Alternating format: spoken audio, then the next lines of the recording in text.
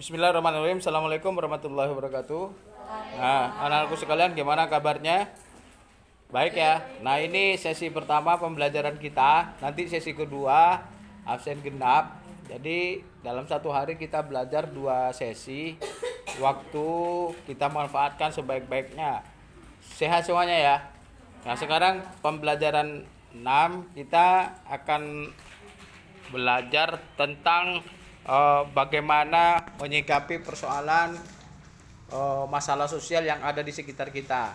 Ini ada dialog anak-anak, perhatikan ya. Di gambar itu ada keluarga, sebuah keluarga, satu keluarga menonton apa itu? Televisi ya, bodoh kukengguknya ya. Ya, di situ ada teh, ada gorengan dan lain sebagainya. Coba Maksum dan Bagas itu praktekkan dialog di muka kelas itu. Ya, silakan.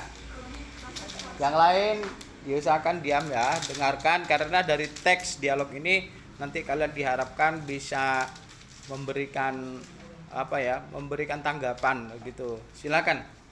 Ayah, mengapa sering ada berita kecelakaan lalu lintas di televisi ya? Kalau menurut berita, kecelakaan lalu lintas paling banyak disebabkan oleh para pengendara kendaraan yang tidak tertib lalu lintas. Made, banyak pengendara yang melanggar lalu lintas di jalan raya. Akibatnya terjadi kecelakaan yang memakan korban manusia dan kendaraan yang rusak. Bagaimana dengan pengguna jalan yang lain seperti penjalan kaki? Apakah mereka juga tidak tertib di jalan? Kabarnya tetap saja ada pejalan kaki yang terkena kecelakaan lalu lintas. Pengguna jalan termasuk pejalan kaki juga harus mematuhi peraturan lalu lintas. Made, misalnya pejalan kaki tidak boleh menyeberang jalan sembarangan, atau pejalan kaki tidak boleh berjalan di bahu jalan karena sudah disediakan trotoar yang memang khusus untuk mereka. Semuanya sudah diatur, tinggal bagaimana menaatinya. Benar juga ya, kewajiban setiap orang untuk mentaati peraturan yang telah ditetapkan. Peraturan dibuat agar tertib, aman, dan nyaman. Maka jika salah satu tidak melaksanakan kewajibannya, maka bisa terjadi kecelakaan yang merugikan berbagai pihak. Ya, wah, memang penting sekali melakukan kewajiban kita agar kita terhindar dari kecelakaan juga orang lain. Setuju, Made.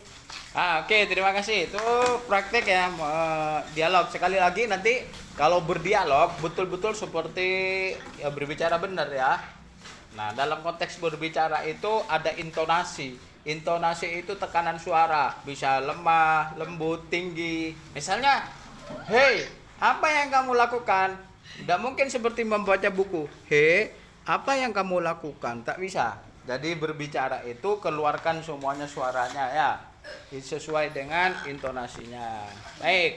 Nah, Pak Ali ingin katakan bahwa banyak terjadi permasalahan di masyarakat. Salah satunya kecelakaan banyak terjadi itu menjadi masalah sosial disebabkan oleh banyak pengendara yang kurang sadar akan peraturan rambu-rambu lalu lintas. Contohnya, ada lampu merah masih terus. Boleh nggak?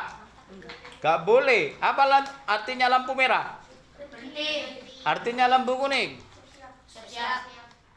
Artinya hijau, warna hijau. Jalan. Nah, itu berangkat ya. Tek. Nah, maka kamu nggak boleh ketika lampu merah cepet-cepet. Lampu kuning makin cepat. Nah, itu bahaya. Tidak boleh begitu. Maka kesadaran masyarakat, kesadaran kita merupakan tanggung jawab kita. Jadi kalau terjadi kecelakaan siapa rugi? Kita. Diri kita. Siapa lagi? Orang lain. Kita mau naik sepeda motor ugal-ugalan. Di samping kita jatuh, orang lain bisa kena jatuh kita. Tidak boleh. Patuhi rambu-rambu lalu lintas. Nah, itu ya. Nah, ada beberapa juga masalah-masalah sosial di sekitar kita. Ini ada teks atau wacana. Mari kita baca dengan membaca yang baik. Bacanya jangan terlalu keburu aja. Baca intensif, baca yang bagus ya. Silakan paragraf pertama, Mbak Angel, baca mulai dari judulnya itu. Masalah sosial di sekitar kita. Dengan semakin majunya media informasi baik cetak maupun elektronik, dengan mudah masyarakat mengetahui peristiwa yang terjadi di tempat-tempat lainnya. Tidak terkecuali berita-berita tentang permasalahan sosial yang sering diberitakan. Beberapa masalah sosial seperti pencemaran lingkungan, rusaknya atau buruknya fasilitas umum, perilaku tidak disiplin merupakan masalah sosial yang sering terjadi. Baik, Alia Nafisa paragraf 2 ya. Pencemaran lingkungan terjadi karena masyarakat membuang bahan-bahan berbahaya secara sembarangan ke lingkungan alam. Pencemaran limbah cair ke sungai-sungai dapat mencemari air sungai yang menyebabkan kerugian bagi masyarakat yang menggunakannya. Pencemaran udara juga dilakukan oleh kendaraan yang sudah tidak layak jalan, sehingga mencemari udara dengan bahan berbahaya seperti timbal dan karbon monoksida. Selain itu, masih ada pabrik-pabrik yang membuang limbahnya melalui udara. Pencemaran pada tanah juga terjadi karena masyarakat membuang bahan berbahaya yang dapat membunuh organisme di dalam tanah yang diperlukan oleh tumbuhan. Baik, paragraf selanjutnya. Fasilitas umum biasanya disediakan oleh pemerintah yang digunakan untuk keperluan masyarakat. Fasilitas umum yang mudah dijumpai antara lain fasilitas umum sebagai sarana transportasi, sarana pendidikan, dan sarana kesehatan. Kendaraan umum, terminal, pelabuhan merupakan beberapa contoh sarana transportasi. Gedung sekolah, museum, gedung olahraga merupakan contoh sarana pendidikan, sedangkan rumah sakit, apotik, puskesmas merupakan contoh sarana kesehatan.